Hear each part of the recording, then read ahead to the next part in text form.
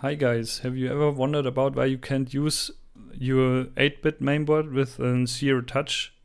I have wondered and I have found a solution for it.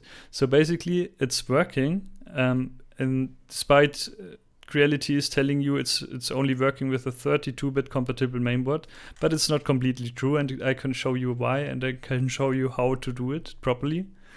So basically you need to get rid of one side of the connector, which is going to the mainboard.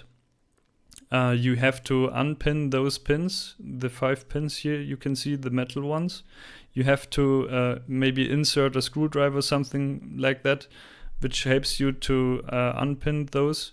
Or even maybe you have a proper unpin tool, it's even better. But basically you can do it with a small screwdriver. You just push the metal plates here down and then you can pull it outwards here in the back, and then you separate it from the connector. And if you have separated it, and then I can show you what's the difference in general between those two sensors of the BL touch and the zero touch. So basically I had a look at the BL touch first because I wondered why it's compatible with 8-bit mainboards and the zero touch isn't. And as you can see here, we have 5 pins. We have one ground, we have one 5V for power supply, and also one for the service signal, one for set stops ground and set stop signal. So those 5 pins we have here. And on the zero touch we have the exact same ones as you can see here. It's exactly the same. So basically we need to separate them and then we can input it to the mainboard properly. I show you a sample one here.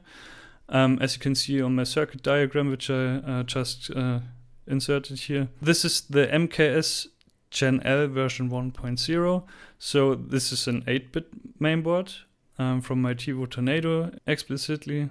Please don't mind the colors, they are inaccurate. So don't take the colors as your guidance. Just take this sensor, this picture of this sensor, and then you have these 5 pins. And according to these 5 pins, you have to follow your cable. And then you have your unpinned, separated pins. And these you can even plug in back again. Please make sure again to insulate them properly. Maybe you can take a breakout cable or something like that, and you just insert them into this. And then you can plug it in separately and properly isolate it. This is very important. As you can see, the pins are very near, and then you can maybe create shorts or something like that, and that's what we don't want to.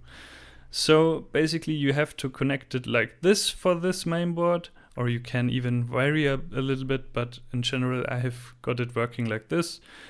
And then if you have done that properly, then you have to just get a guide for the software implementing. So you need to compile a new software or new firmware for your printer.